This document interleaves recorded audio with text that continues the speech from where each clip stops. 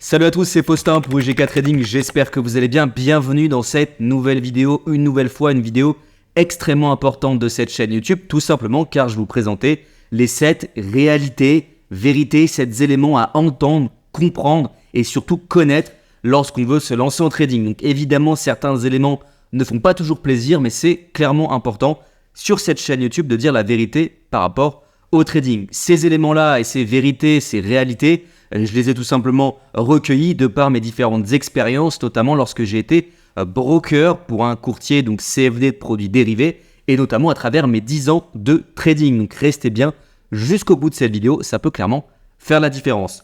Également, n'oubliez pas, comme d'habitude, ce n'est pas déjà fait, de vous abonner tout de suite à la chaîne YouTube. Mettez-moi le petit like et évidemment, si vous avez des questions, dans les commentaires, c'est toujours un plaisir. Allez, c'est parti.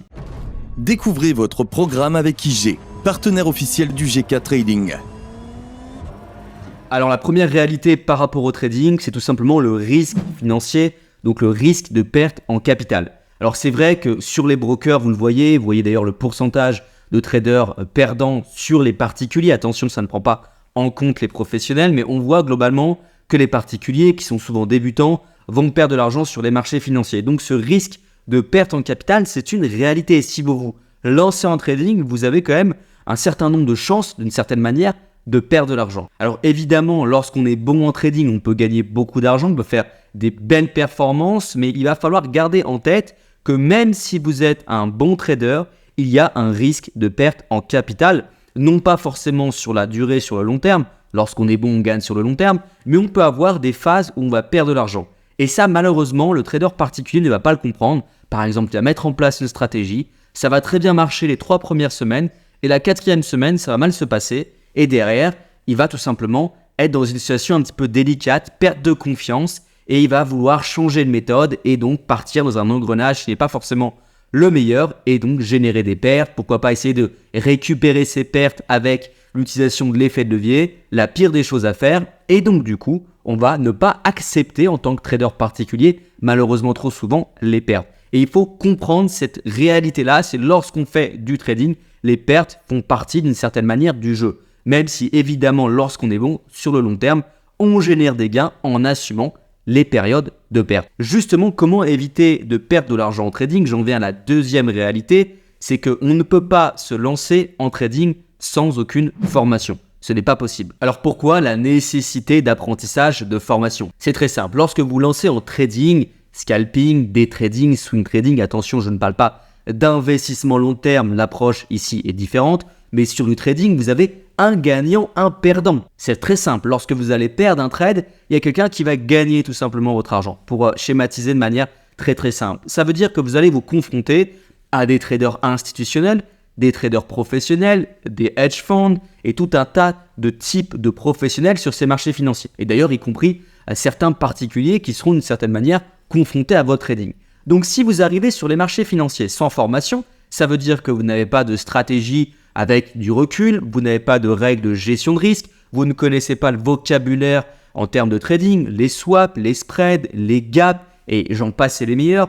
Vous n'avez pas de connaissance des fondamentaux, de l'analyse comportementale. Donc comment voulez-vous gagner face à des professionnels qui ont de l'expérience, qui ont fait des formations, qui ont fait pour certaines études, certes pas spécifiques trading, mais qui ont déjà, on va dire, un bagage assez solide? C'est pas possible en fait en tant que trader particulier de réussir face à ces personnes-là. Donc vous devez vous former.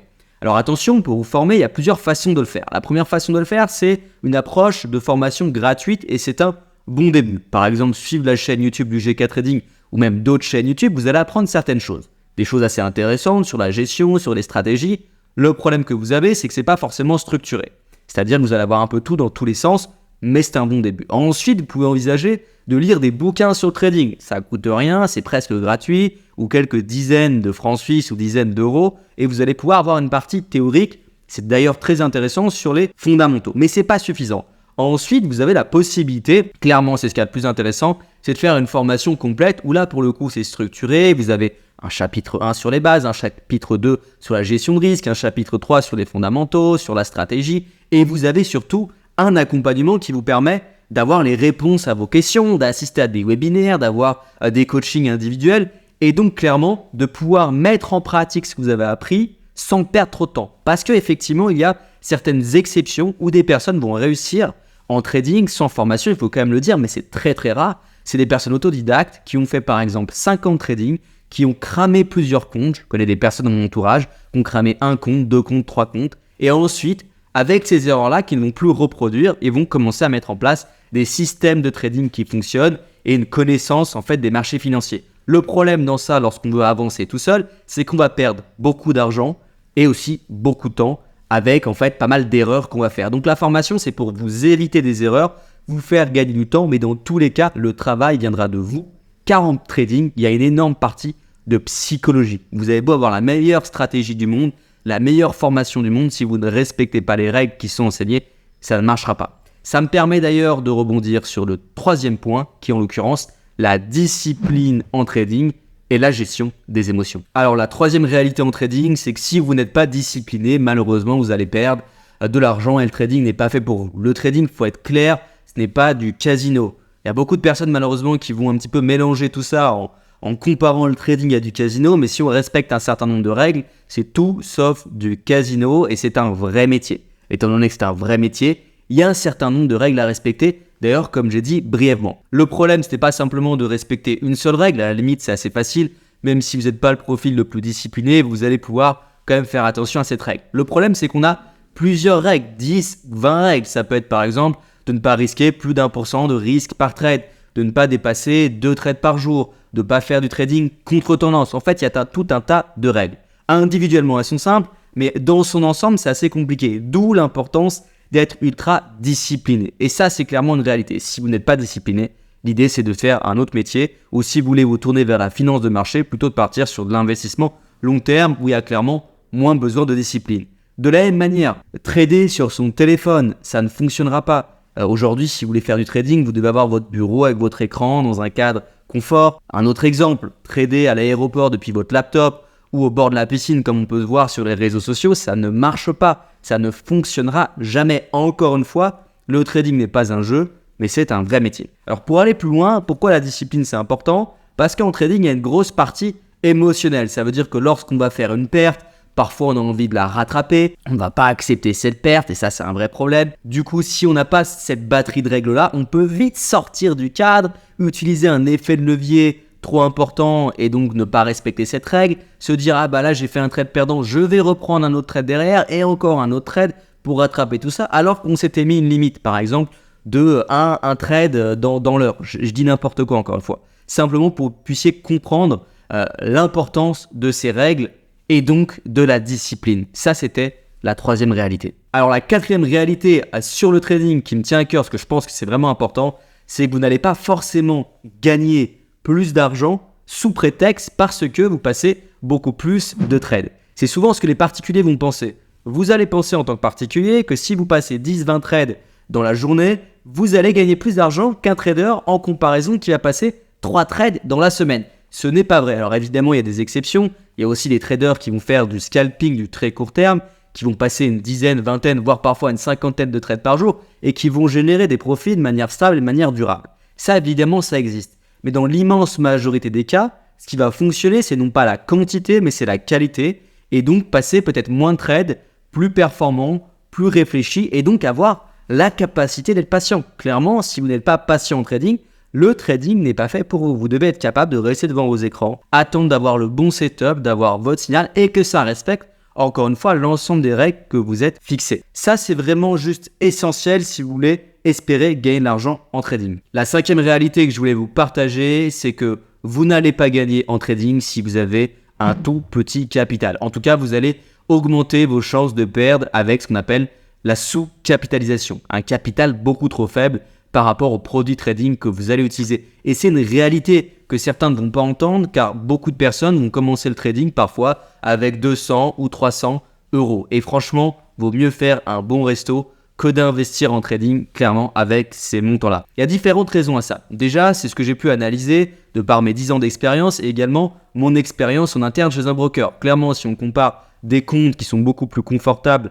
avec des tout petits comptes, les comptes beaucoup plus confortables généralement vont moins faire d'erreurs, vont respecter plus les règles parce qu'il y a déjà un enjeu plus important et donc c'est quelque chose de plus sérieux. En revanche, les tout petits comptes, c'est du casino. Et en parallèle de ça, le vrai problème des petits comptes, ce qu'on appelle encore une fois sous-capitalisation, c'est qu'avec un petit compte inférieur à 1000 €, très souvent sur l'immense majorité des brokers, vous n'allez pas pouvoir passer des tailles de position cohérentes par rapport à votre capital. Je m'explique, si vous avez par exemple un capital de 200 € et que vous voulez prendre la plus petite taille de position sur le Forex, par exemple sur l'euro-dollar, elle va représenter 1000 en volume. Ça veut dire que vous avez 200 €, vous êtes obligé de prendre une position minimum de 1000.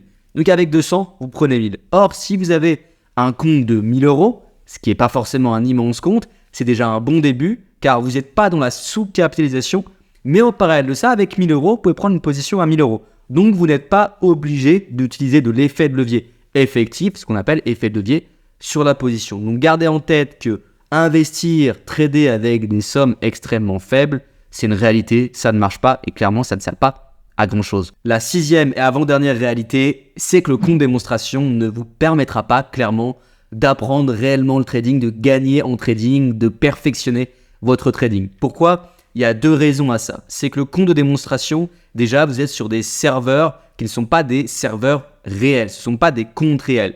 Donc lorsque vous allez mettre en place une stratégie trading, elle peut très bien fonctionner en démonstration et ne pas fonctionner en compte réel. Ça dépend encore une fois de vos stratégies trading évidemment et de votre approche. Mais globalement sur un compte démonstration, vous n'avez pas les mêmes exécutions, vous n'avez pas les mêmes spreads, ça veut dire que c'est un petit peu comme un jeu vidéo. Donc clairement ça ne vaut pas grand chose. Si vous faites 1 an de compte de démonstration et que vous êtes rentable, j'ai envie de dire c'est déjà un plus, mais c'est pas ça qui va réellement faire la différence. Vous devez à un moment donné ou à un autre être confronté au marché réel. Ça ne veut pas dire qu'il faut investir une somme énorme au départ. Peut-être 1000 € comme j'ai dit, ça peut être amplement suffisant et inutile d'investir beaucoup plus, en tout cas dans un premier temps. Mais le démonstration, ça va essentiellement vous servir pour comprendre comment fonctionne la plateforme de votre broker, comment passer les ordres, comment mettre le stop loss, le take profit, les indicateurs, faire vos analyses. Ça sert avant tout à ça. Ensuite, l'autre problème, et qui est un gros problème du compte démonstration, c'est la psychologie, c'est les émotions. J'ai déjà parlé rapidement, brièvement des émotions. C'est un élément super important en trading. Lorsque vous êtes sur un compte virtuel, vous risquez de l'argent virtuel. Donc potentiellement, vous allez être bon sur un compte démonstration et inversement, ne pas être bon sur un compte réel car la psychologie, les émotions ne sont pas du tout les mêmes. Parfois, à l'inverse, vous avez des personnes sur des comptes de démonstration qui vont perdre de l'argent et d'autres qui vont gagner sur un compte réel. Donc vous devez utiliser le compte démonstration pendant une courte période pour comprendre le fonctionnement de la plateforme, un petit peu de votre stratégie. Et après, une fois que vous êtes un peu plus solide, passez le cap du petit compte réel. Voilà la réalité sur les comptes de démonstration. La 7e et dernière réalité du trading, pour terminer sur une note positive, c'est que selon moi, le trading est le plus beau métier du monde avec un certain nombre d'avantages, évidemment quelques inconvénients, mais pour moi, plus d'avantages. C'est un métier qui est passionnant, que vous allez pouvoir faire n'importe où dans le monde, à condition encore une fois d'être bien organisé, je l'ai déjà dit dans cette vidéo également, un métier qui vous permettra lorsque vous serez bon d'avoir une certaine liberté financière, vous êtes également indépendant, sauf quand vous allez vous professionnaliser, vous allez potentiellement ne plus être tout seul dans votre coin, mais globalement c'est un métier qui est extrêmement intéressant et qui existera encore dans 10, 20, 30 ans, quoi qu'on en dise, qui existait déjà et qui aura encore de l'avenir car le trading c'est simple, c'est du commerce, c'est acheter et vendre des produits, faire de la spéculation. Évidemment, il y aura quelques évolutions dans les années qui suivent, avec notamment l'apparition de l'intelligence artificielle, d'autres outils trading, peut-être faire évoluer un petit peu ces stratégies, mais globalement, ça restera la même chose. Donc c'est ça qui est super intéressant. Également pour terminer, non, le trading n'est pas une arnaque, ce sont des dérives du trading qui peuvent être considérées comme des arnaques, où il faut être clairement vigilant. Ça me permet de terminer cette vidéo pour vous recommander notamment le broker qui est en description, qui est un courtier qui est réglementé, qui existe depuis près de 50 ans. Le choix du courtier est essentiel car il y a beaucoup de faux brokers qui existent. Merci beaucoup d'avoir suivi cette vidéo de A à Z. N'oubliez pas que si vous voulez apprendre le trading avec moi, vous pouvez le faire tout simplement grâce au lien que vous avez dans la description. Apprendre donc le day trading, les stratégies trading directionnelles, la gestion de risque et l'ensemble des éléments pour réussir à gagner cette année sur les marchés financiers. Merci à tous et comme d'habitude, soyez très prudents sur les marchés financiers. C'était votre programme avec IG, partenaire officiel du GK Trading.